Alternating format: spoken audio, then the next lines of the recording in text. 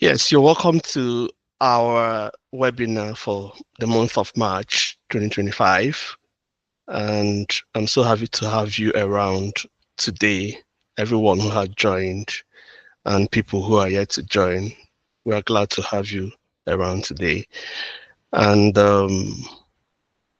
we're going to have our guest speaker to come on to speak to us today on a very important topic. But before we move into that, we'll first of all have to settle our introduction and housekeeping things. So as usual, we would like you to keep your videos off and your microphones muted, except you're going to talk. And if you would like to talk, just remember to turn on your video and speak so that we'll be able to recognize you. There are different ways to communicate during the meeting. You can use the chat box to ask your question if you prefer to do that, or you can use the microphone. Just use the raise hand button virtually and we'll see you and ask you to speak. Otherwise, you also note that this meeting is going to be recorded. So we want to take your permission, except anyone who doesn't want to be recorded, you can put off your microphone and also put off your video so that we would not see you if you don't want to be. As much as possible, let our microphones remain off. Without much ado, I'm going to invite our speaker who is going to speak to us this evening. He's my own brother and he's my mentor. I'm proud to call him my mentor. For over 10 years, he's been guiding me professionally, spiritually, and otherwise. So he doesn't need a lot of introduction. We will see it when he starts speaking. It's no other person than Dr. Ebuka Ugu. Please, can you come up and take up the stage? Thank you very much. Over. Thank you, Carlo. I step up virtually and I take up the stage. I like how you said that with so much confidence, as if there's a stage here. Anyway, just to show my face briefly, good evening, everyone. I'm glad to be here. Good evening because I'm in Nigeria, where the time is just after 6 p.m. But good morning, good afternoon, depending on wherever you're joining from. Thank you for joining today. I think it's an important discourse we have, and I think it's likely we'll spend most of the time in interaction so that, we can be helped. My hope is that today's talk will not be additive, rather that it will be transformative. But I recognize there's a hand up. Udo di Chimazo. I wonder if it's a question. It would be good to start off today's talk with a question. That would be a new one.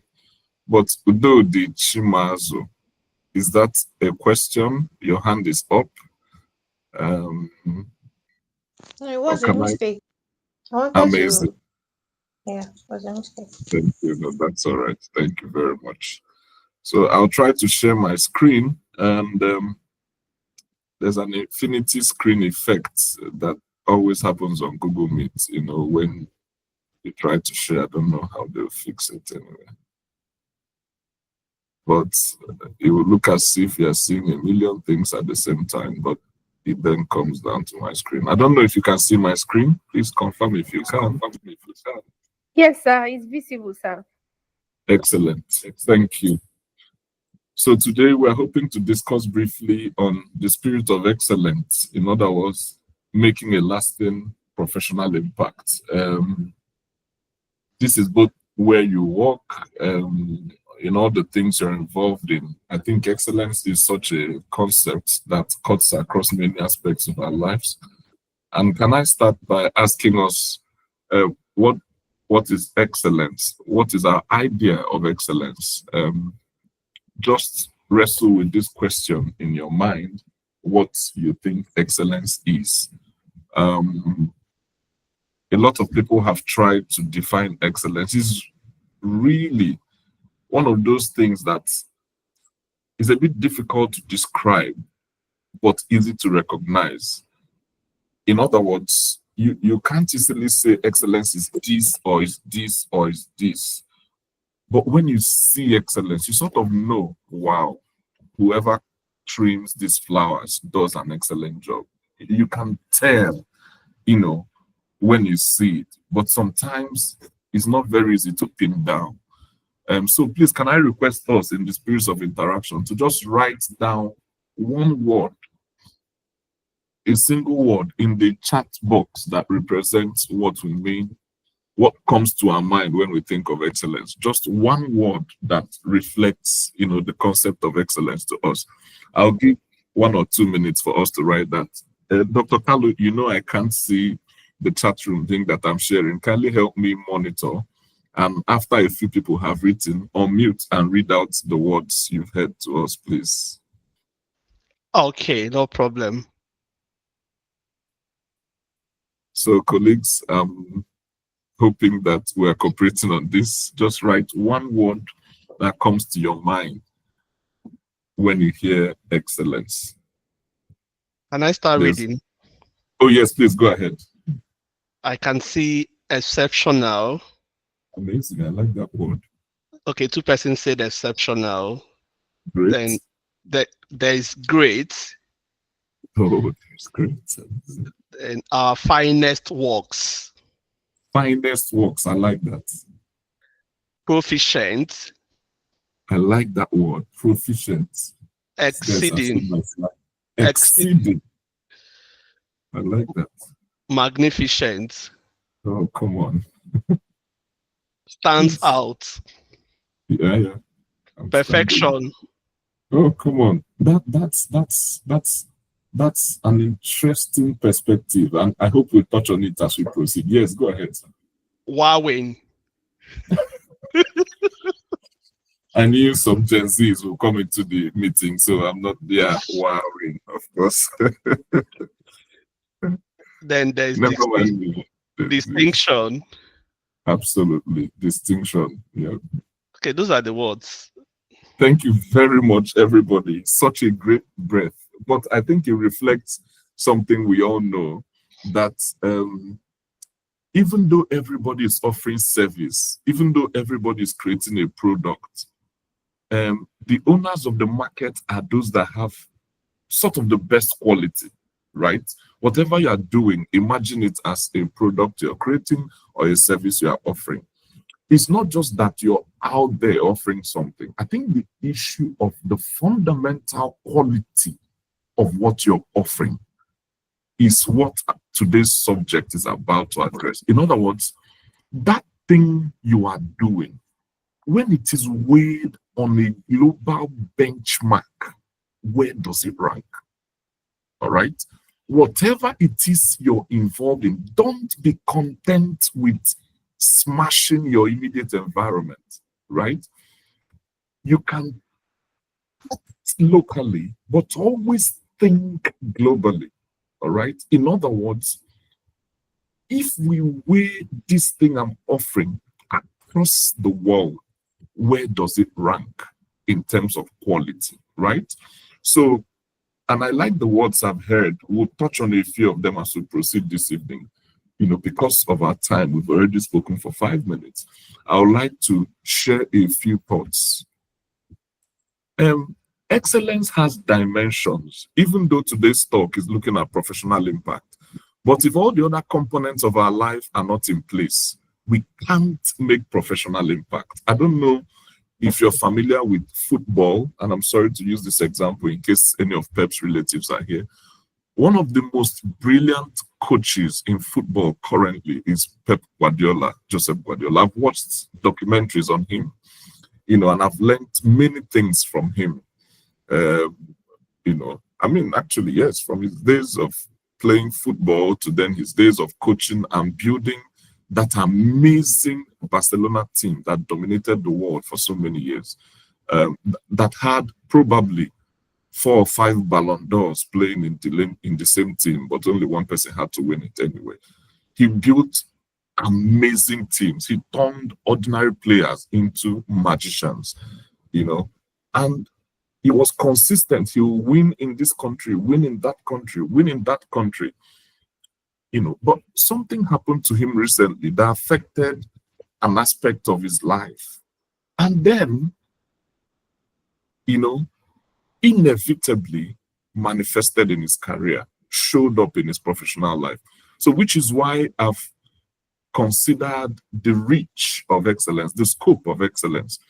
It has to touch on these things. These ones are 6 in number. It's always good to have an odd number so you can make yours 7. This is not prescriptive, it's just an example. So if you think of your life as that dot in the middle with all these aspects, there could be more, of course. I know, people are involved in many more things. So you can then stretch arrows. These are not arrows. See them as number lines. Number lines, see them as number lines going from the middle to the scope, to the periphery. And each of them has a score of 0 to 10. In other words, 10 is the maximum point and 0 is the minimum point. And the idea is that you try and score yourself on each one. For example, in terms of your relationships, for those that are married, what is the health of your marriage? For those that are in friendships, I hear there's one called situationships. What is the situation of your situation? You see what I mean, right? Those that are people of faith, spiritual persons, how is your spiritual health? And then professionally or academically, if you choose, how is that going? And then financially, what is the state of your finances? And in terms of your skills, like I said, this is not prescriptive. You can replace anyone at any time. But the idea is to try and score yourself between 0 and 10. 0 is the circle in the middle, 10 is the outermost point of the periphery. And ultimately, when you score yourself, just put a point on each of the line if you're working with pen and paper. Eventually, you're going to join those lines, across each of these domains to see how you are doing, to see where needs improvement and where you need to strengthen what you already have going. So for me, this is the concept of excellence I have. Because you think initially it's just academic, it's just professional. And all of a sudden, you discover that your relationships are suffering. All of a sudden, you discover that your health is suffering. And because your health is suffering or your finances are suffering, you can't then sustain that academic or professional excellence that you have built maybe over the years. So it's important to consider in the beginning all that will matter in the end. I've borrowed this quote from Stephen Covey, a quote he put in the 7 habits and even the 8th habit of effective people. So because of that, it's important that you always ask why. One of the challenges of our generation has been described as the bane of our generation is that we are the generation that pursues things for pursuing sake. In other words, we marry for marriage sake. We relocate from Glasgow to, Stellenbosch for relocation's sake. We go to social media for just social media's sake. In other words, our pursuits are not pivoted in purposes. In other words, if you want to get into a marriage relationship, the question is why? All right? To what end? You want to get into this profession. Why? All right? You want to relocate to this city. Why? You want to embark on this project. Why? You want to create this product. Why? You want to start offering this service. To what end? Because if you don't pivot it in the purpose of it, you won't have the stamina to go deep enough in it to the level where it produces excellence. What I'm saying is that if your pursuit is not embedded in purpose, you will chicken out at the slightest challenge, or you will not go deep enough to become world class at what you're doing. I don't know if this point is clear enough. Let every single pursuit you're engaging in or you're embarking on, all your embarkations be based on purpose. And by purpose, I don't mean plan, right? Because purpose is superior to plan. There's a saying that many are the plans in the heart of man, but the purpose of God that shall stand. In other words, purpose supersedes plans. Plans are subsidiaries of purpose. So don't pivot all your pursuits in that you have a plan. When I get to Canada, this is my plan, this is my plan. Plans are good, but to sustain the stamina of the challenges you face in that new environment, in that new level, you need to clarify your bottom line. What is my why, right? What is my true north? What is that reason I fall back to when the going gets tough? Because you see, even when the president of your country sends you on an errand, you're going to meet challenges, all right? Even though you have the highest authority in that land, he's giving you all the money in the exchequer or central bank or Uncle Sam, depending on the country where you're in. He's giving you all the cash in the treasury, and he's giving you the highest seal of the country. You feel that because you merely have authority and resources, that everything will bow. Oh, I'm sorry to disappoint you. Every pursuit comes with challenges, and the stamina to overcome the challenges, to persist, to achieve excellence, comes from the underlying purpose of that idea. I think I'll give just a second for us to digest a bit. Still on the issue of purpose, I think I'll move to this picture on our screen. I don't know if everyone can see this picture. I find it really interesting. Yes, sir, we can see it, sir. Amazing. Thank you very much. I don't know if you know these people, but I learn a lot from sports. I try to be a sportman myself. You can already spot the differences between these two persons. I was sharing with some secondary school students today how that when I entered secondary school newly, apparently my head was, much larger than my body in proportion. I think it still is because, as my body has been growing, my head has also not stood still. So apparently it's still fairly disproportional, if I'm being completely honest, and a bit amorphous in shape. So instead of calling me Chukwebuka, the people in my secondary school started calling me Isiebuka. In other words, your head is so big, and as I say it now, it seems funny, but it was a huge persecution in my day. If I didn't know, maybe I didn't know what depression was then, but I'm sure I was depressed because it would pain me. I mean, in JS1, everybody had a funny nickname, but my own was in my head the worst ever. Chukwebuka is such a beautiful name in the culture where I come from. But they turned it to Isiebuka, which is basically a huge insult, And maybe you're here, it could be more amongst teenagers, but I know it happens where a feature of your character you think is a disadvantage, right? Maybe you wish you were a little bit taller, you wish you were fairer, or you wish you were richer, or you wish you were more handsome. I personally occasionally wish I was more handsome. I've approached my mom for a fact and asked her, why she didn't compress my head immediately after I was born.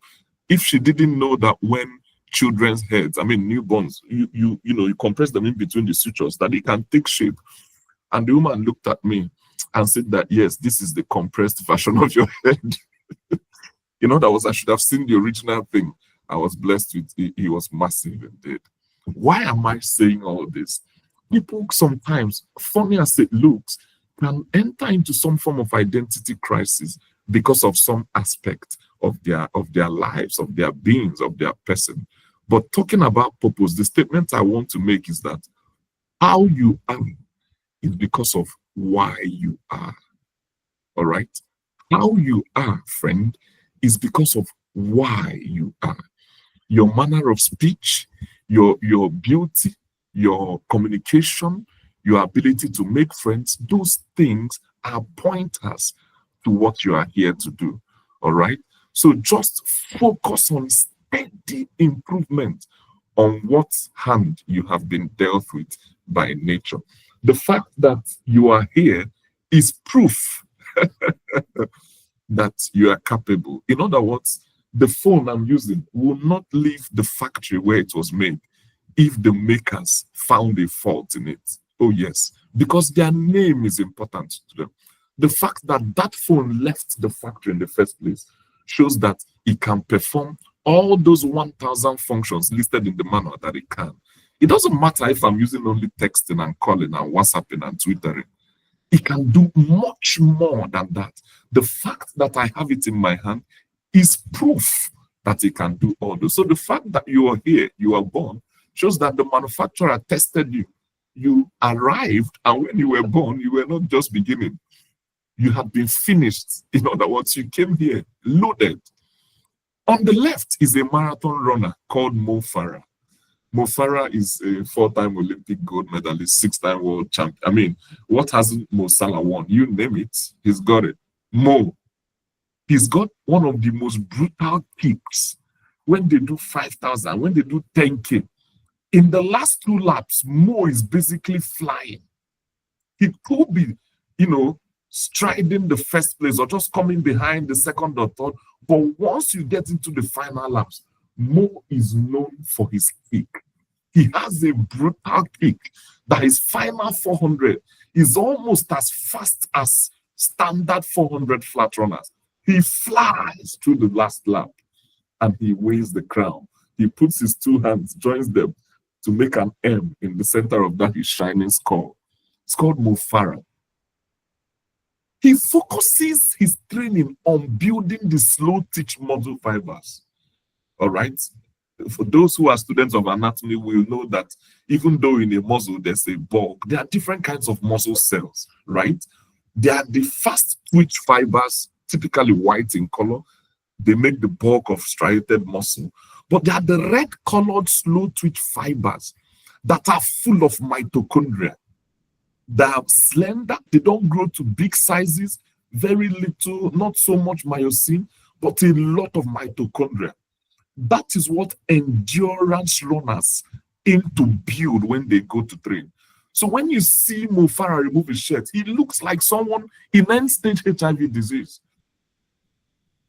But his pursuit was pivoted in his purpose. You see where I'm going with this? In other words, how he is because of why he is.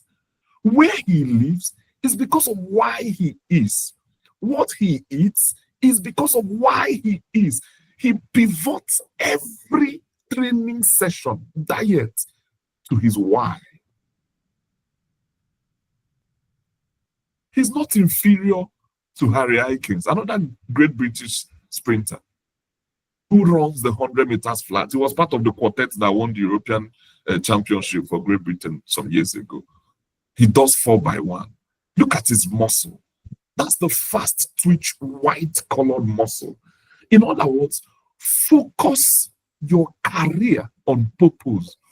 Because why I said it is, when the going gets tough, is that bottom line of purpose that sustains you to push through the seasons where you may experience setbacks or failures. I don't know if there's a question yet. Dr. Kalu, can you help me monitor the chat room? And please feel free to flag me down or maybe note your question, or if you have a comment, just note it. Please, Kalu, help me monitor and interrupt me and read out some when we get to some inflection points. Yeah. No questions at the moment. Thank you. So I feel like the opposite term of consistency is duplicity. In other words, double standards. In other words, today you read for 6 hours and you don't read again for another 2 weeks. Come on. You struggle to work in my lab, in other words, in my team. Those that work with me must know that I'm a brutal taskmaster. And please, anybody in my team and you're here, I want, this is a public apology. I'm sorry for pushing you so hard. I give a lot, but I also demand a lot. Excellence depends on consistency rather than duplicity, rather than working in shades, working in half measures. One of the things I dislike most is excuses. I try not to give, but I don't take. Consistency is the ability to keep at it, to keep working on your relationship. If you're on a saving plan in terms of your finances, keep at it. That is how excellency is forged, by the daily observances. They say that the secrets of your future are hidden in your daily routines. Oh, yes.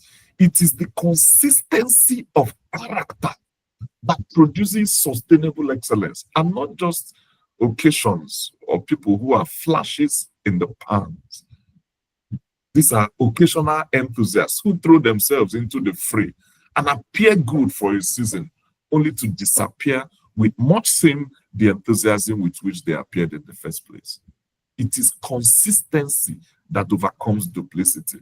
You may not have hit that level of consistency, but you need to keep trying every day, because I believe the ultimate manifestation of excellence is the pervasive virtue of a consistent character, no matter the situation or challenge.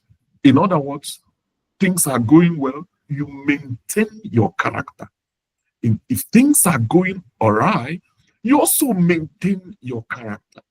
No matter the challenge, you maintain a steady flow of life, which is why sometimes I like to observe billionaires. I see that billionaires are just, to be able to get into that level, I think they maintain a funny sort of lifestyle that is interesting for me to observe. The very normal people, they don't respond to money. I'm just using that sort of banal example, to make the point. There are some people, certainly myself at some stage of my life, if some amount of money enters my hand, you can easily tell. My wife can easily tell.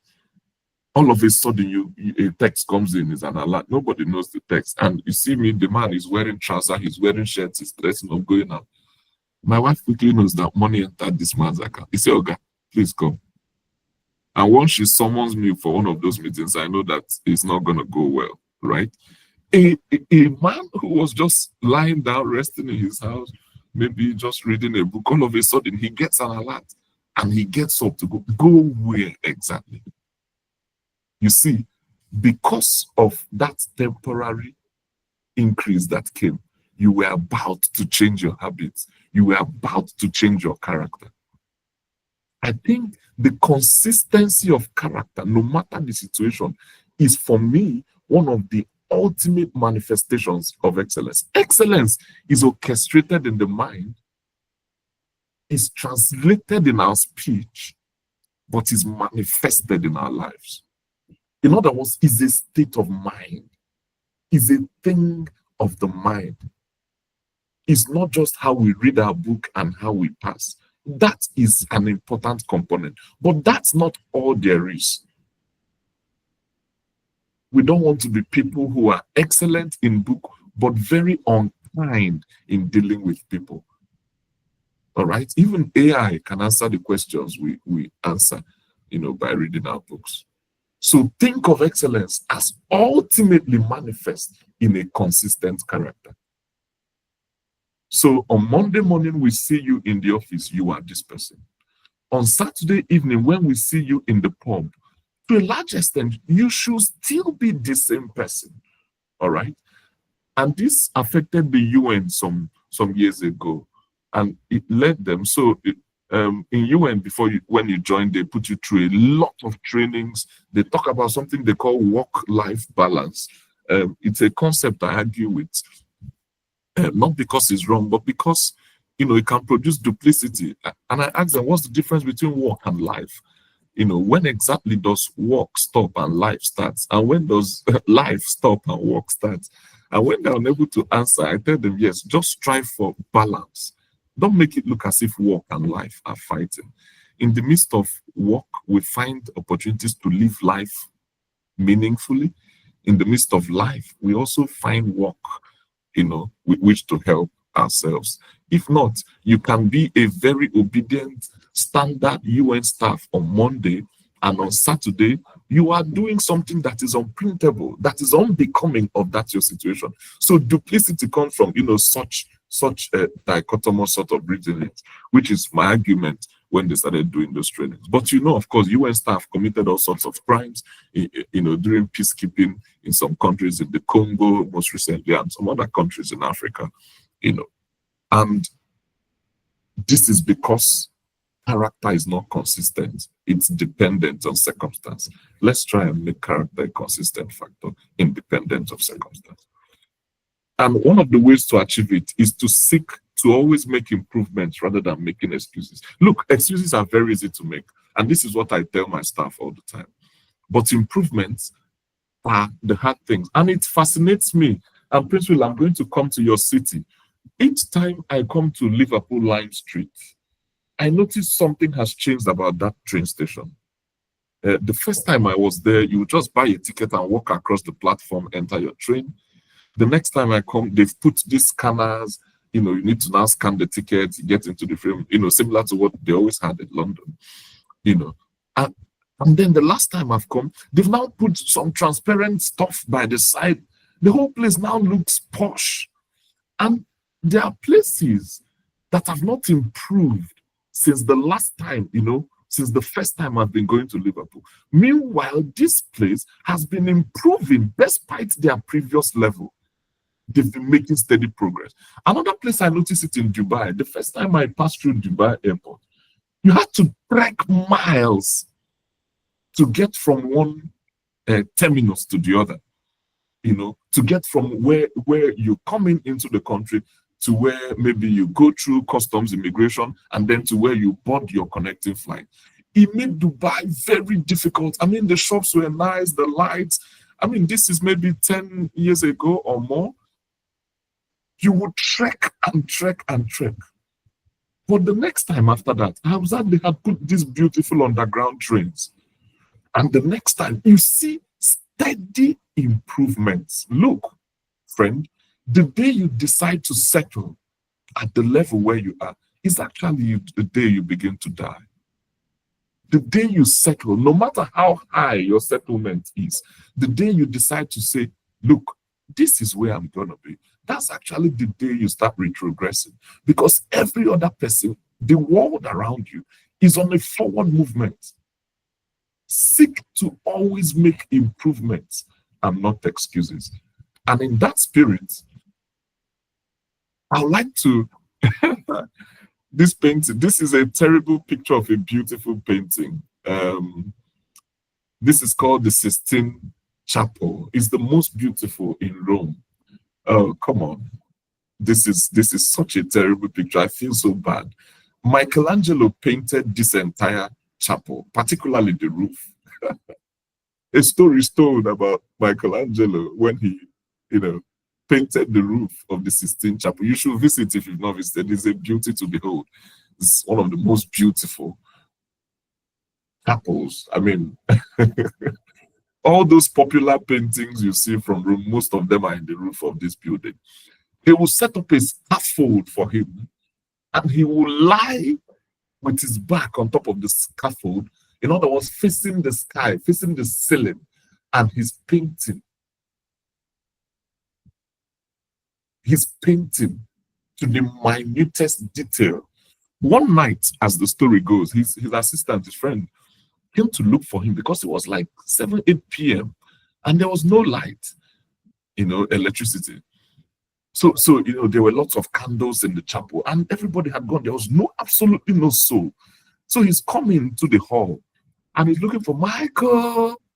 There's no voice. He shouts at him again, Michael, Michael.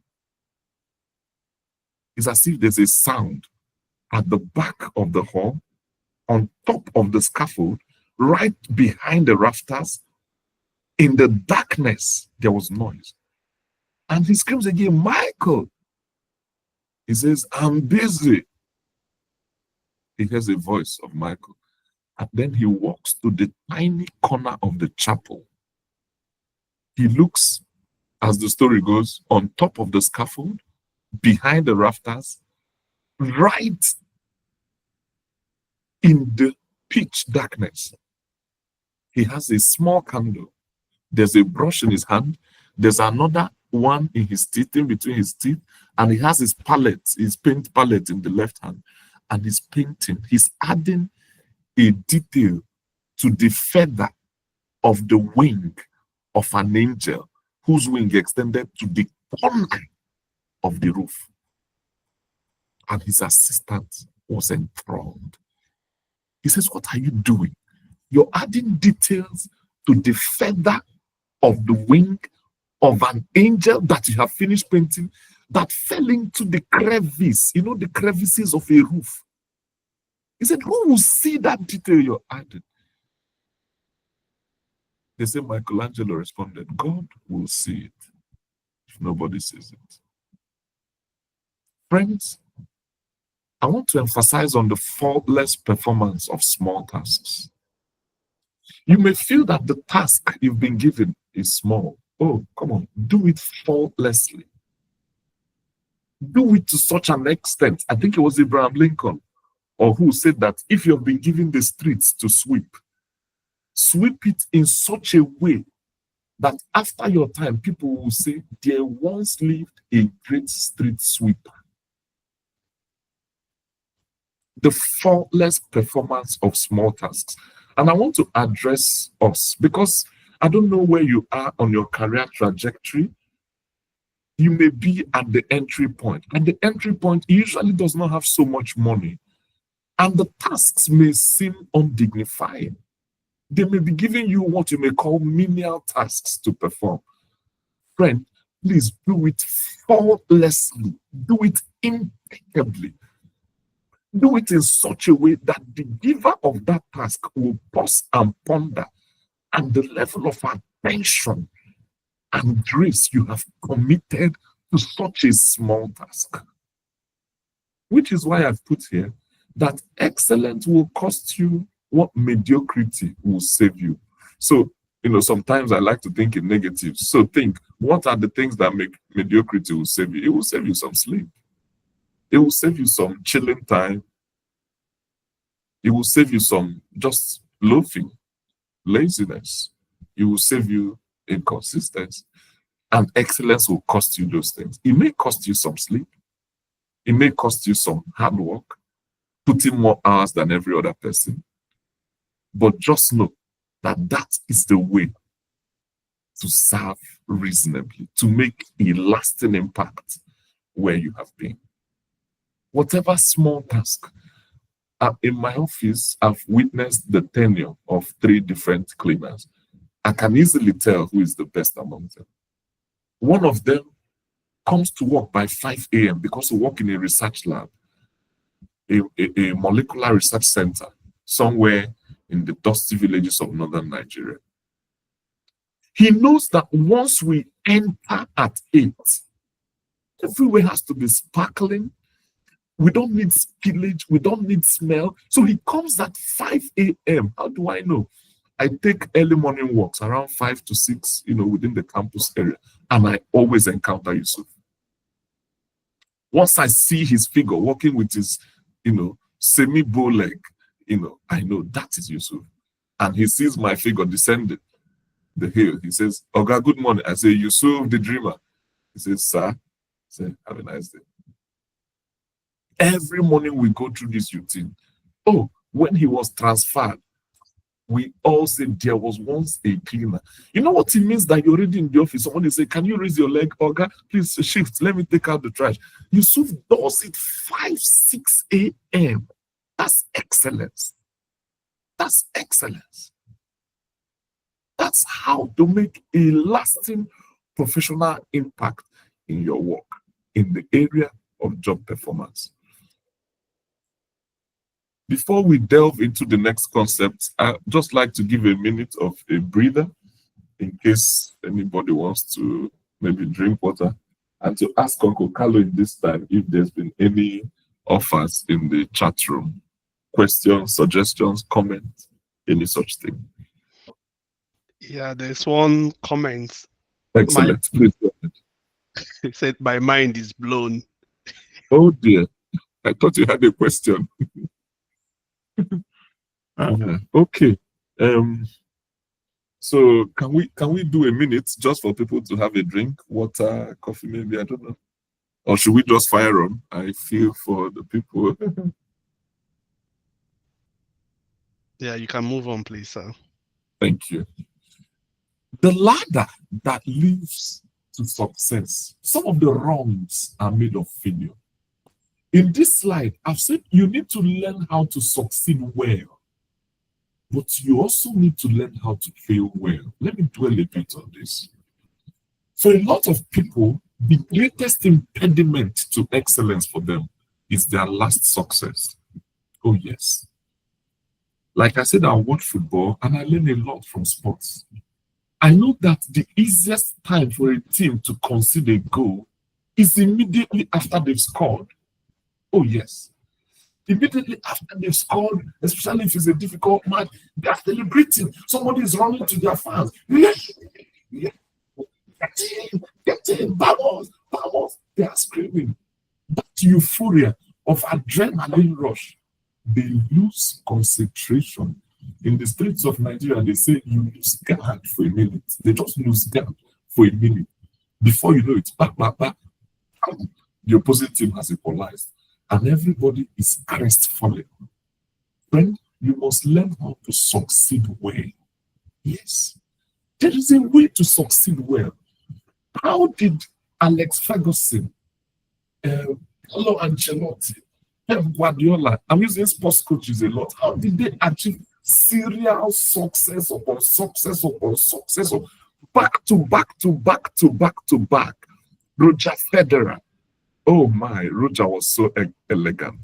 But Novak Djokovic, look at Nadal, look at Serena, look at even Venus, look at all the champions that dominated at ultra high level recurrently.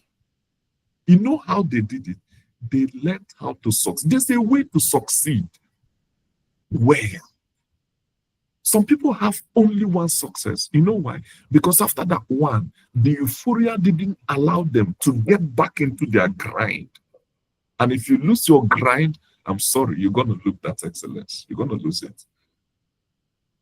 The same thing with failure. Failure is never final. Failure is never final. There's a way to fail well. Don't allow that failure to define your person, to define your identity. Which is why people say that is not really experience that is the best teacher. It is evaluated experience. And recently I heard somebody say objectively evaluated experience is a pretty good teacher. So, you know, all our proverbs, they've been changing it. There's a young man who tries to mimic Tupac. I don't know if you're familiar with American rap culture of the 80s and 90s. There's a guy called Tupac Shakur. He died, you know, violently, gang violence. But anyway, so a gentleman, I believe, somewhere in Nigeria, who has a striking semblance to Tupac, is trying to mimic him and create content. So he tries to attack old African proverbs. You know, one of them is that an elder sits down to see, even when a child climbs a tree, he will not be able to see it. And the guy brings many arguments too. And he has a funny way. You should look him up. I forget his name. But he's a really interesting fellow. He creates content on social media. My point is, failure is never final. You should always remember this. Experience is a good teacher, yes, but you need to remove emotion. If you have failed, your emotions are high, you're depressed, you're angry. Maybe if you belong to a cohort, I have been in such a cohort where everybody in my cohort passed something, and I failed at that thing. It was a job interview. And I failed. I mean, I didn't fail in theory because I passed the exam, but I didn't get the job. And a week after the interview, every other person has started work. I was still roaming about. All right. So your emotions are high, you're depressed, you feel left alone, you find yourself saying God is partial or life is unfair, or what are they doing that I'm not doing? Are they better? You can get into resentment, bitterness. All those negative emotions will not allow us to evaluate that experience objectively. You must learn how to fail well. Use failure as a springboard onto your next success. Use failure as a springboard onto your next success. The lady who wrote Harry Potter series, she's called J.K. Rowling. She said she failed so much, she hit rock bottom. And that was when she discovered that rock bottom is one of the strongest foundations on which you can build anything. So don't be afraid to hit rock bottom, because the mentality of excellence is inside your mind. Even if they take out all the effects, all the paraphernalia, all that excellence has achieved for you, you can rebuild it because the thing is inside you. Which is why I insist it's a mindset. I'm mindful of the fact that it's 50 minutes into the hour, so I'll be wrapping up. There's a quote by Alex Ferguson. He says that attack wins you games, but defense wins you titles.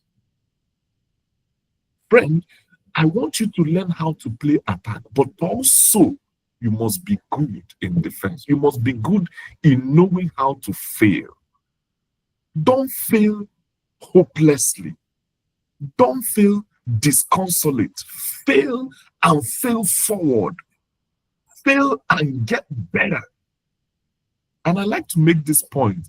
A senior friend of mine told me when when we became doctors, you do this exam called second MB. You do it at the end of 18 months of hard work, at the end of your third year. So after it's thought to be the most difficult exam, but that's arguable. I could argue that the exams in clinical from 4th, 5th year and 6th year were actually more difficult. The only thing with second MB is like a rate limiting step. In other words, you can easily fill out from it. But actually, you can fill out in many places from all the other classes. But again, it's your first experience at true professional exam. So many times when people pass second MB, they think it's the be all and end all. I was lucky to have a wise senior friend who called me, Ebuka, come in. Clinical is different from preclinical. I will give you a secret. And he gave me one of the most precious gems that I like to share all the time. He said, Ebuka, in clinical, they will take you on ward rounds. When you get to the bedside of a patient, they will ask you questions. And he told me, it's allowed to fail the question once. But please, as you go back, check it up. Never fail the same question twice. And I said, wow, because I've never heard such a thing. He said, it's allowed to fail. They'll ask you, can you stage skin cancer? And maybe that's the first time you're seeing squamous cell carcinoma. You can't stage it. And you bend down. And the consultant says, oh, look at him. All he has is a skull that is irregularly shaped. And this is what somebody legit told me. And some people that were there laughed because indeed, like I said about the shape of my head at the beginning of the class, the next day, I came back. Someone else is doing ward round, the same patient. Can you stage squamous cell carcinoma? And I had obeyed Dr. Chibike's principle. I had read it in the night. And I start to rattle it. And I start to rattle it. And I start to rattle it. And when I finish rattling it, everybody's like, wow. How did you learn this in your 4th year or your 5th year? They didn't know I had failed on that same question the previous day. You need to learn how to fail just as much as you need to learn how to succeed. Don't let your last success be the final one. Because of time, I have to keep it going and maybe just rush a bit. What we see as financial rewards bends to some factors. In my honest observation, this is just me being brutally honest, I think your financial reward is a function of the demand or how much need, the value you offer is needed. You know, what's the demand on that value you offer? What's the demand for it? The thing you offer, the whole package you offer, what's the demand for it? You know, and this may be a skill that you have. It is possible others also have that skill, but allow your gift to influence your skill. I don't know how to explain this. If I showed you some of the lectures I used to teach my students, so I teach students, master students at the University of Calabar. I also teach master students at the Liverpool School of Tropical Medicine. For my Liverpool students, if I show you the slides I use, more or less, I start with an African proverb because they've never heard it before. All right, that's my unique. If I don't tell them a proverb, my ancestors will not be happy. Then I'm called Mazi for nothing. I'll tell them that if you cross the river in a crowd, it's unlikely that the crocodile will eat you. And they will scratch their heads and think of it. And when I say African proverb, and I'll give them a proverb, and I'll give them a verse. I'll give them I'm allowing my personality to influence my skill or my job. So the demand for the value you offer is the whole package that you offer. You may be good in data analysis. You may be good in surgery. You may be good in whatever skill you are good in. Personnel management, HR management. You need to now allow your gift that is innate to you, develop it in such a way that it now influences your skill. That is one of the secrets to achieving excellence. And it helps to increase the demand. They say, oh, everybody teaches IELTS, but there's just a way Dr. Carlo does his job. Everybody teaches public health, but there's just a way. Is that just a way? That's the demand. You know, is when you allow your gift to inflex your skill. I will not dwell on this because of time. But in addition to the demand for your value, your ability on it also determines the level of reward. Which is why I put that quote under. Always strive for mastery. Because just enough is never enough. You can put anything after the first enough. For example, just enough knowledge of hypertension is never enough. Many times when you meet a hypertensive patient and the knowledge you have is just enough, it's not going to be sufficient to cure or manage that patient correctly. In other words, whatever you do, just enough is never enough. Strive for depth, strive for mastery, go deep in that which you offer. All right. And then the reward you get is also directly proportional to the difficulty in replacing you. I know that every human being is indispensable, and I deliberately try to make myself dispensable. In other words, I try to train everybody in what I can do, those around me. But it also helps me to aspire for higher. And I find that as soon as I train people on the skill I have, I find myself acquiring higher skill. So, for example, every year I get a new skill. I've already gotten a new skill this year, something I couldn't do last year that I'm now proficient at this year. All right. Every year I get at least one new skill, crucial industry transferable skill. That's one of the ways to to build excellence. You know, that section on skill, if you remember. I'm now wrapping up. And just to talk about a government official who outlasted many governments. You know how Labour government comes in, they appoint some politicians, the Conservatives come in, the same person is in appointment. The Tories come in, the Green Party comes in, if ever. The Liberal Democrats comes in, the same person is in power. This guy outlasted many kings and tenures. His name is Daniel.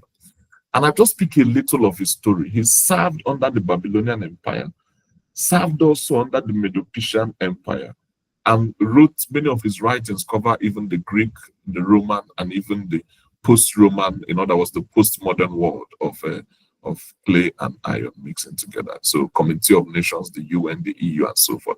His writings transcended his generation by far, but he at least served 4 kings across two major empires, right? So something happened. This is Darius the Mede, belonging to the Medo-Persian Empire. I won't get into all the details about the empire. So it pleased the king to break the kingdom down into 120. Think of it as mini countries. All right. So he had 120 like governors, or like they call them satraps, or like governors. Think of them like governors. I don't know where you are in the city where you are, whether you have mayors or so. But among those 120, there were 3 presidents. So each president was in charge of like 60 states. For example, United States of America has 60 states, and there's one president. So think of 3 USs, right? But in different vast sections of the world. But of those 3 presidents, they made this Daniel the first of them. So all the princes give accounts to them, to these presidents. The aim is that the king should suffer no loss. I don't know who is your king and whether the king is suffering loss in that corner he has given you. If you consider yourself a representative of the king, friend, is the king suffering loss on your account? Has the king suffered damage because of your character? Has the king suffered loss because of your inconsistency? Because some days you come by 7, other days you come by 9. Has your office suffered loss on that account? Remember, the aim of having you in situ, in position, is so that the organization will suffer no loss, so that the king whom you represent will not have damages or losses. But anyway, then this Daniel was preferred above all the presidents and the princes. Can you imagine? Why was it? Because an excellent spirit was in him. And the king ought to set him over the whole realm. Can you imagine? Daniel has a Jewish background. And a Median king sought to set him over the entire Median realm. That's incredible. That's even unthinkable. That's lunatic, inconceivable. How? He was preferred above the presidents and princes. Time will fail me to go into the disadvantages in Daniel's life. He had many problems in his life. He could have easily been whining about them, which is why I said maintaining consistency of character no matter the situation. The guy couldn't father children. You will not read where he got married. Because when there was a war in his country, one of the brutal things that was done was that the ability to have children was taken away in a very gruesome manner. He could have been whining about that and many other challenges that his people faced, including slavery and servitude. But he decided to be excellent. Guess what happened as a result of the excellent spirit in him? First is that they thought the king was considering setting him over the entire empire. Then the presidents and princes, how many people now? 122. Remember that there were 3 presidents. He was one, the first amongst equals. But in addition, there were 120 governors, princes, so to speak. And they all connived to find occasion against him concerning his profession. Guess what? They could find none. No occasion, no fault. They checked the archives of his WhatsApp messages.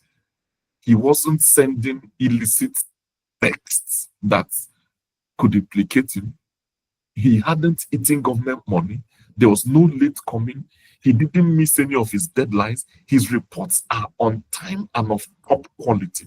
His response to corrective feedback is impeccable. There was no fault, neither was there any error. In other words, error-free professional life. Wow. this is my closing thoughts. This is my closing thoughts. Can we desire such an excellent spirit? A drive to steadily improve ourselves to the point where we can get to a place where there will be no fault. Somebody mentioned perfection, and I thought I would come back to it.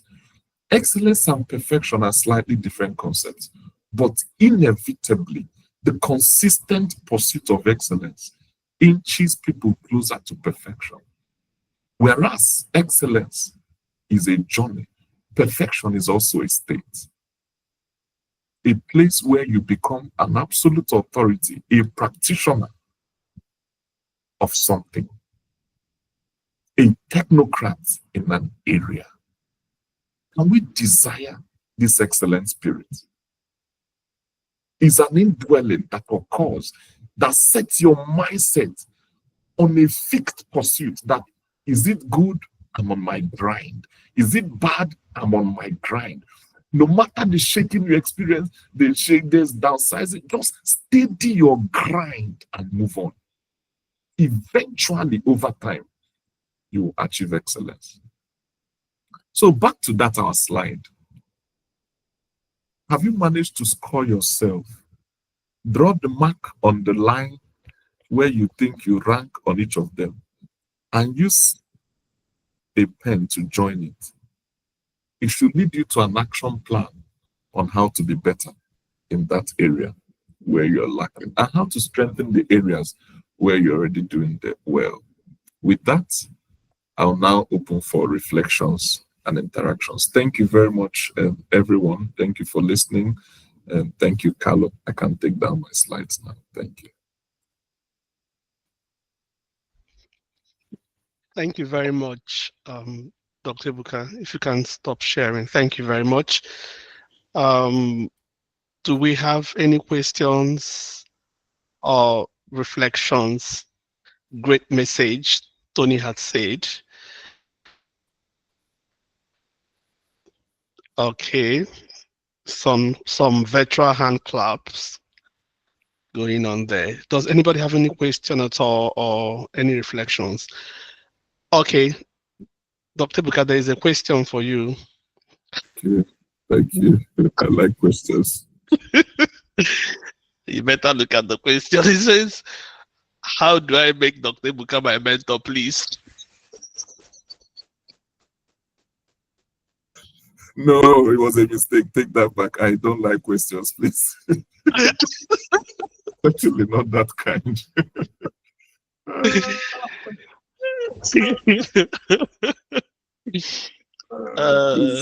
Not that kind. I think this is one of the factors of excellence that we didn't touch. It's about mentorship.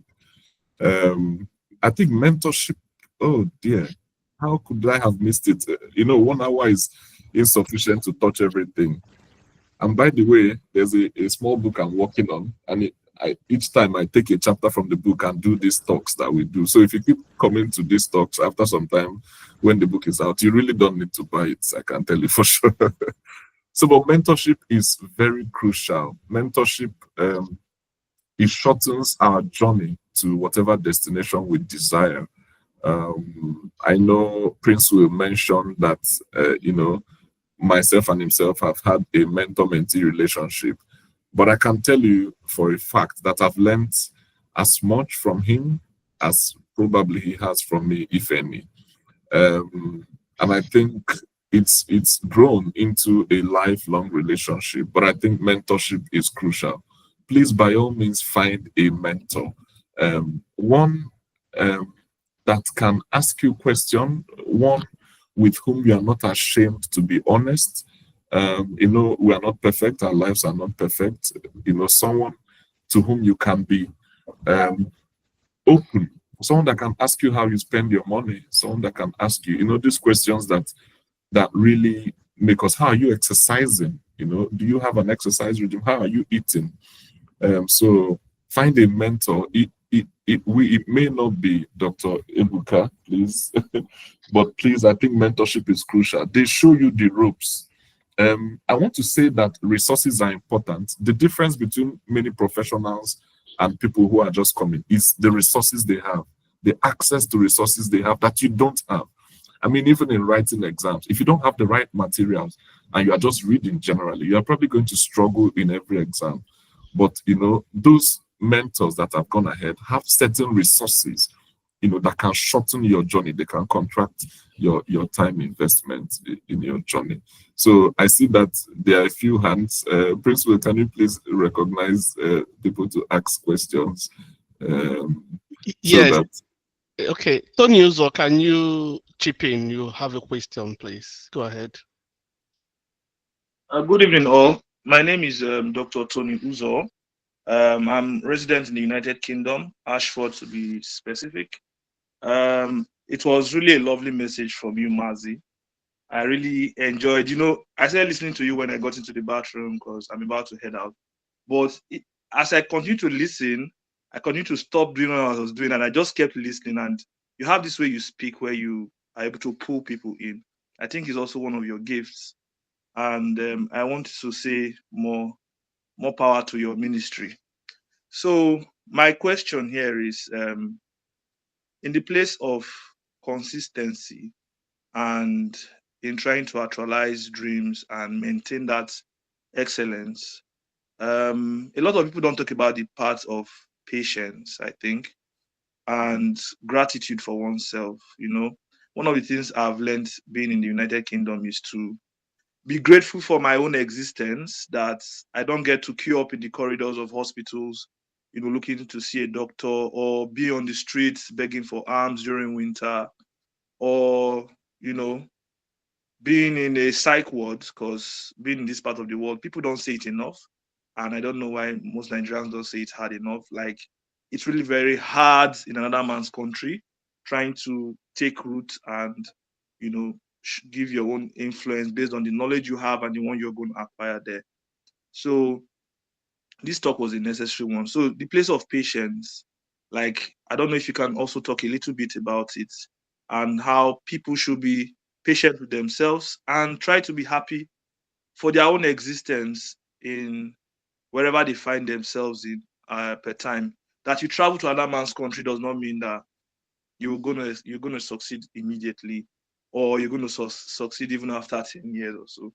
But to keep grinding, as Mazi said, to keep being hopeful. Yesterday, I don't know, something just came into my spirit about hope, and I posted it on my status, where I say hope is something no man can give or create on their own. Is something that comes from above. I think I can put my foot down on that and say that hope is something that comes, and you need that hope, you need that patience in adding to everything that we've spoken here today. And if you can just still talk, as I said, the patience thing and how it relates to the journey that we need to pass through to continue to have that excellence and maintain it. Thank you. Amazing. I feel really bad that I'm going to add to that thing, honestly. Dr. Tony, I couldn't have said it, nearly as well as you've done. Hope, patience, and gratitude. Oh my, the beauty of getting old is that you accumulate experiences, right? So I have so many stories about patience, and I think patience and gratitude are such life hacks that are so underrated. So please, it takes time. It does take time to cut your teeth, and gain a voice in a particular field. It's true, Tony, it may look like another man's country, but you better know that it's now your country. There is no place your foot would step on that the divine has not already planned to give you. You can't, it's your country. If you are so driven, are so interested, you're going to become even prime minister. People like you have come very close to prime ministership in that country where you are. So look, it's not another man's country. To the one who created this whole thing, We are just still circling around Earth. We've gone from Nigeria to UK. It's like the children in my house. They'll go from one room to the other. It's the same house. The guy has Jupiter, he has Mars. To us, it's Japa, and apparently it's a big thing. To him, it's just you have gone from one small corner to another small corner. Hello. So you see, it's yours now. You need to self-identify such that you can particularly increase your relevance in that place. Wherever your feet have stepped on, it's got to be yours, man. You got to protect that place. You have to work for the prosperity of that place. And you have to also be patient. I like the point and the way you make it so eloquently. You have to have hope. You have to be patient through because usually there's a process of excellence. We've not touched it today, but anybody who's been a student of excellence knows that it's a journey, right? Sometimes it can be a marathon. There are so many ups and downs on the journey, and you have to be grateful. That gratitude for where you are is such, a super. Thank you. I will not dwell on it, so let me not spoil your point. Thank you very much for chipping in. I'm grateful. Thanks for pointing me in the direction of my gift. I'm working in research and academia. Speaking is not the mode of communication that is rewarded. You don't become a professor by the number of lectures you give, but that's an argument to be had. Can it be credentialed the same way, for example, paper publications are credentialed? Because, speeches, lectures, talks can make impact on people. It's been argued that if you want action, talk to people. If you want to record a memory or preserve a legacy, write it down. But yes, those things are debatable. Western pedagogy, how the West has structured knowledge, many times can be an ivory tower, difficult to penetrate with new ideas, but it is what it is. Thank you. We'll grow the gift, but also try to learn how to write, which I'm currently struggling with. Okay, thank you very much. Can I bring in Ezago Prince Will? If you can make the question short, in the interest of time. Afterwards, Finti Sambo would come in to ask her question. Prince Will, please. All right. Thank you very much, sir. I'm not surprised. I've been learning from you for a very long time. So I have a question. I'm not sure of the protocol. I'm Dr. Prince Will Ezago. I'm an MO. And although I'm not practicing, I'm a full-time software engineer. So I have a question. Coming from, let me just take it to you directly. If you're coming from a life of mediocrity, how would you, and you've heard this word today, can you rattle through the steps towards living a life, towards trying to live a life of excellence? Can you just rattle? Because you talked about mentorship, all right? That's one. So can you just rattle? I just want to get an overview of how we could now live the life of excellence. Thank you. Thank you very much. I think that's a very tough question. But to answer, I think you need to define what I'm careful to use the word success means for your life. You see those different concepts, those different domains of life I pointed out. For me now, in my 40s, I'm looking at my health, I'm looking at my relationships, and then the profession. Before that, faith. Those just list the critical areas. You need to have a meeting with yourself, right? And write out your bottom lines for each of those areas. In my research team, I want to build a multi-country research team that will be implementing transformational grants. I believe I've been called into redemptive research. In other words, research that redeems people, right? So in each of those areas, you need to sit down and write down things. Habakkuk 2 talks about writing down the vision, making it plain. Writing down helps you with precision. It helps you to see it clearly. They say that all the land, as far as your eyes can see, is yours, right? So what you can possess is limited by what you're able to envision. So I think in each of those domains, write down what you want. In my relationship, this is where I'm going, right? When you do that, you will now be able to identify, for example, mentorship, for example, books to read, because you need resources, you need helps. You may not have been good financially, This year, I've already read a financial book. For example, The Richest Man in Babylon.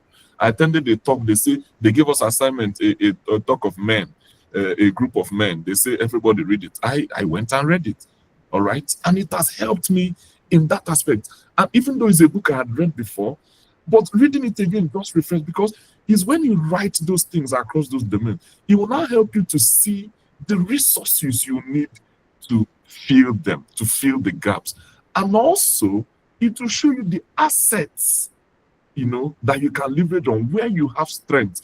I like the fact that you're a medical doctor and you're a software engineer. Obviously, I've known you for many years, and it doesn't surprise me because I know you well. But I'm saying that there's a process from where you are now to where truly your destiny is.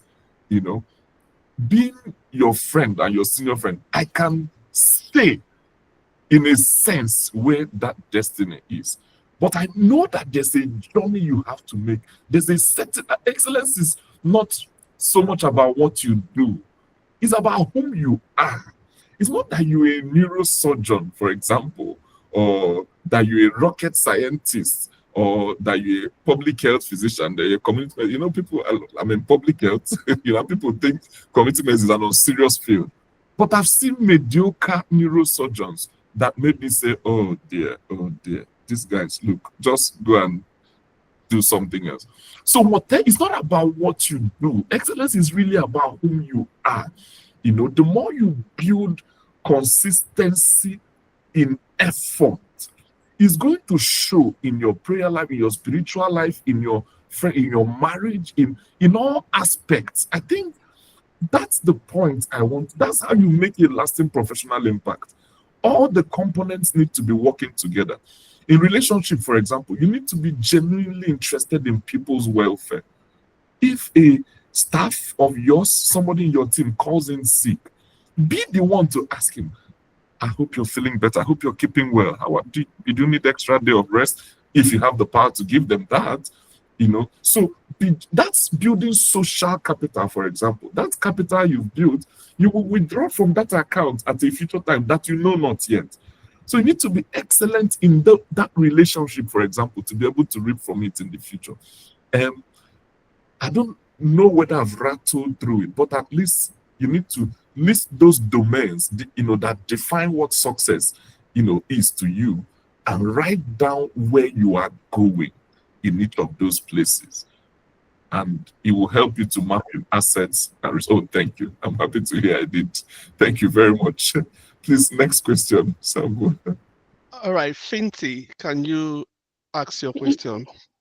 Okay, thank you, Mazi. Thank you, Dr. Kalu, for organizing this session. Honestly, when I started, I was just listening.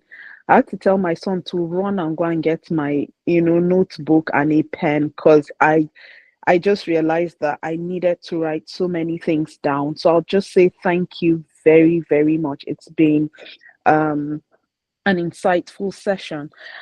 Just like the last speaker, I wanted to find out how to use, the diagram, and to find out if there was a workbook or something to help us, with those domains, and how to see where we are, because I saw that it was just 10. So in my head was, okay, if I want to go through this, how do I go through it? Is there a checklist or something that will guide me to assess myself? That's one of it. Then, okay, some of us are not football people yet. We're getting there. But I just wanted you to talk a little bit about what you meant in relationship to excellence and career growth when you said attack wins you games, but defense wins you titles. I'm not sure I really got it. Thank you very much.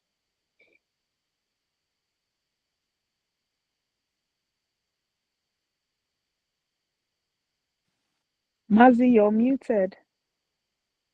Sorry, I was just saving a few things in the chat. So thank you. So look, completely love your questions and comments. So we actually need a full workbook, of those domains and how to actually score them. The idea is it should be a wheel, the wheel of life, imagine, so that you can roll, if you think of the tires on which your car moves, they have to be perfectly round for it to be moving. It's not one is at 10, the other is at 0, the other, the car can't quite move well if you try to picture it. So thank you. We need that full workbook, we need that scoring sheet, and we need the questions, that will warrant, for example, a score of 3 or 4, so that people can properly rate themselves. As a person, those who know me know that I don't like being very prescriptive, because I realize the particularities of human experience. It has affected me, people trying to fit me in a mold. There's a unique story that God is telling with your life in Tisambo. And I don't want to taint that story, but this full workbook, I take this assignment and I'm going to do it. I'm going to really do it. It's not in existence yet. I will search. Maybe somebody has done something similar, but if I get it, I'll share it with Carlo to share with you.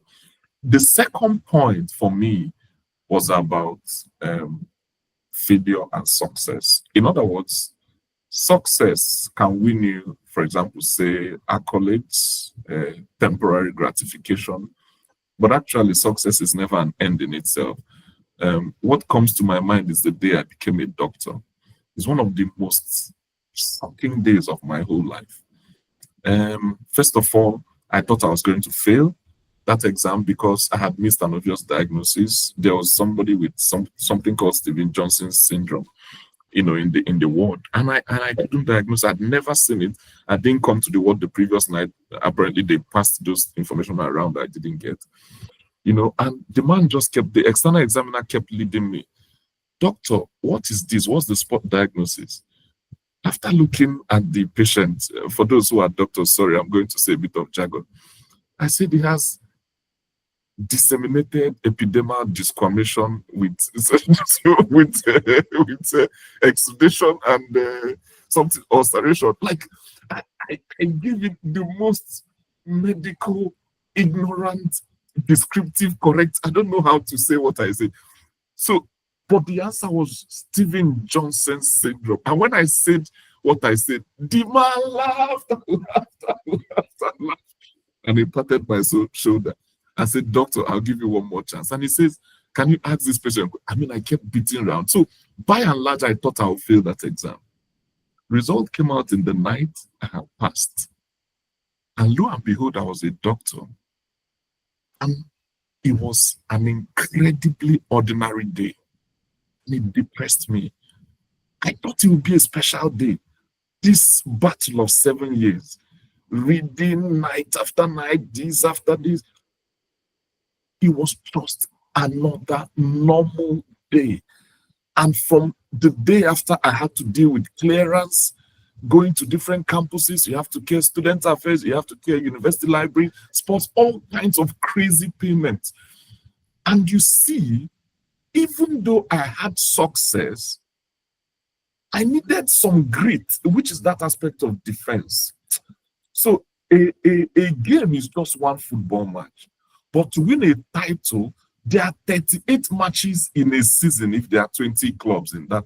Because you play each club home and away, all right, minus yourself. So the other 19 apart from you play them 38 times. So there are 38 games you go through. If you must win that title, you need to know how to recover from bad situations. In other words, you need to protect your own goal. That's sort of how I try to, use the image of football. It's good to attack and win games. In other words, achieve success, achieve your goals.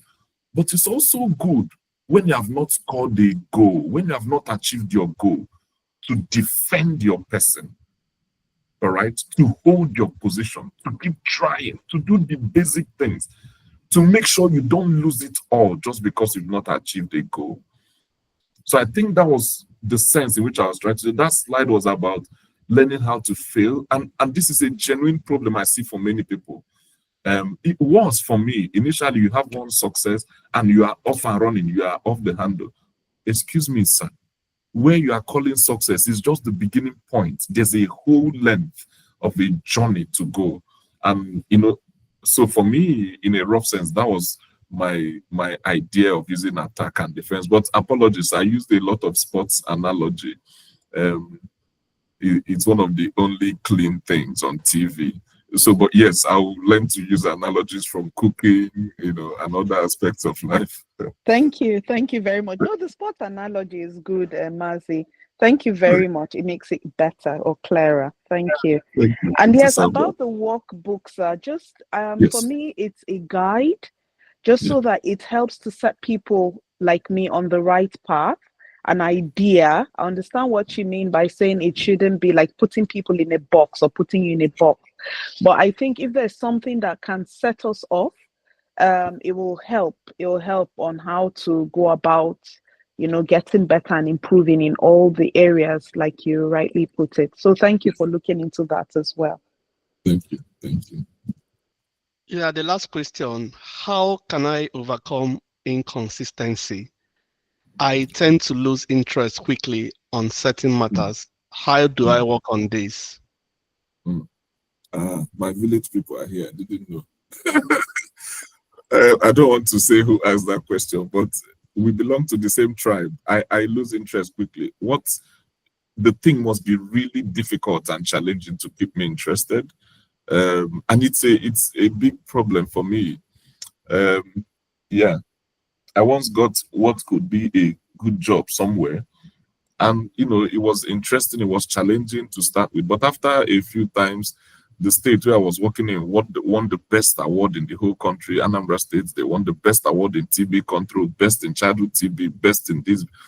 After all that, I started to ask myself, I've deployed innovation, the state has become the best. What else? What else am I going to do?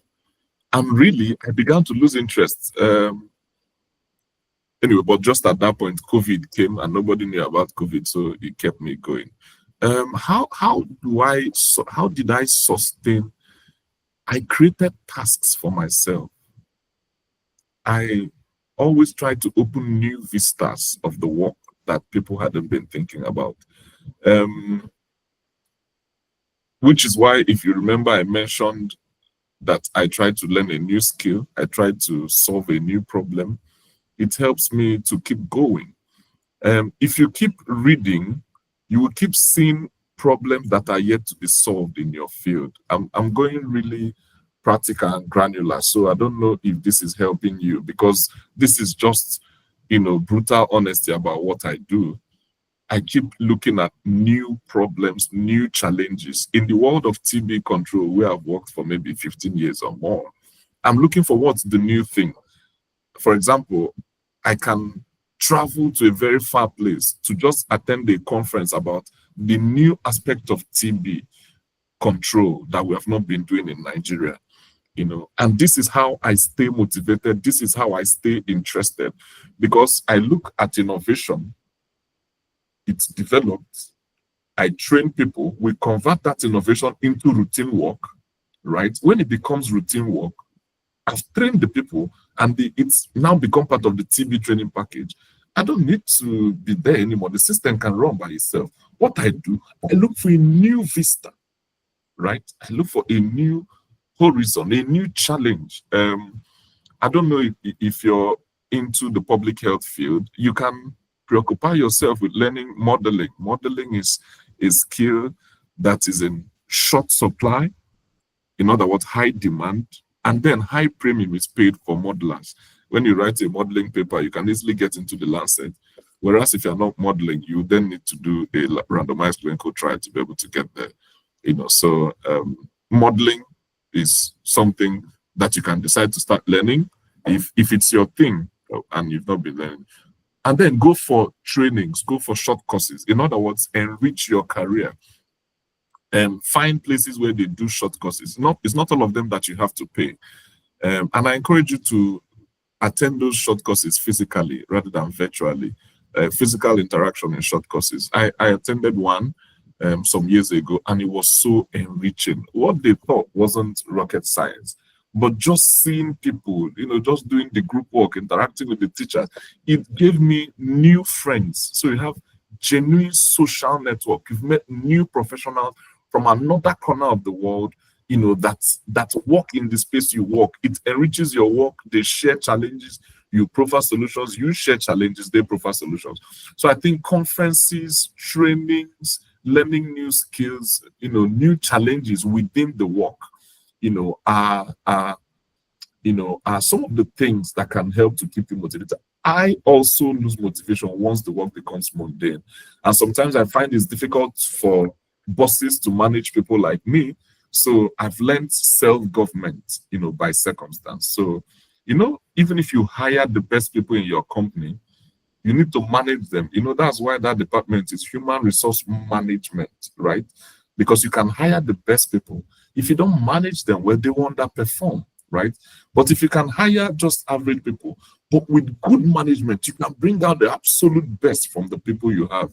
So I think it's crucial to become now self-driven, self-government. So look for trainings, look for short courses to go for. Many of them are free. I can tell you, many of them are free. Go for conferences, international conferences, meet people, attend sessions, get into arguments with professionals. Those things, bruise your ego and tell you, look, my friend, you are still a local champion. You've not gone deep in this. You've not gone deep.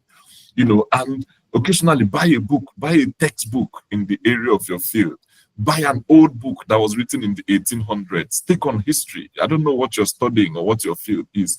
If your field is economics, study the history of colonial economies. It gives you a new perspective to understand all that is going on. I recently started fancying history, and I make a point in knowing the history of whatever I'm doing. And in studying the history of tuberculosis epidemics in Africa, I discovered that the epidemic we have now was brought by the colonialists. The country was free, the continent, apart from the few coastal areas in Egypt, in East Africa, the center of the continent hadn't tuberculosis. And this was written by European doctors, many of them missionary doctors that came, that they didn't see TB when TB was nearly wiping out Europe. But of course, as the expedition began to grow, it became a problem that it is still today. So you see, history has become, for me, a fresh perspective from the drudgery of routine TB management, which was new when I joined many years ago. But as things go on, things evolve. So you need to keep evolving. Set moving targets for yourself. When I did my MPH, my statistics was taught in SPSS. That's 2015. That's 10 years ago. If you're doing MPH or any degree now, they're not teaching you in R. Please collect your school fees back. Use the newer languages. We are progressing. We're not retrogressing. All right. So for me now, that my own degree was taught in SPSS, I need to now shoot for R. I need to learn programming. I need to learn coding. So never settle. Never settle. And then in terms of consistency, when I joined HIV program newly, my boss is called Professor Chidimuizu. He told me, Ebuka, if you read about HIV for 1 hour every day, in 10 years, you become one of the leaders in HIV in Nigeria. I said, what? He said, yes. And I tried to start implementing what he did. There was a textbook, they shared in that organization, a huge textbook on HIV. So I began to read it. I noticed that as I read it, my interactions began to improve. By the second or third year of working in that organization, I was representing them in national guideline drafting meetings. By the third day, you had just accumulated so much knowledge just by daily reading of something in HIV. It can be HIV encephalitis. How do we treat it? It can be CMV retinitis. It can be campuses. It can be anything. Just pick one. Read every day. Every day. Tomorrow, if you've forgotten it, read it again. Every day, invest in reading that thing you call your field. In 3, 4, 5 years, you'll be such an expert in that. That's one of the beauties of consistency. It makes you an expert in such a short time. Meanwhile, somebody reads for maybe 6 hours on a day and does not go back to it again. That guy is not going to achieve mastery because he's not consistent. Water perforates rocks not by force, it's by that persistence. He always keeps dropping. Before you know it, the rock is open.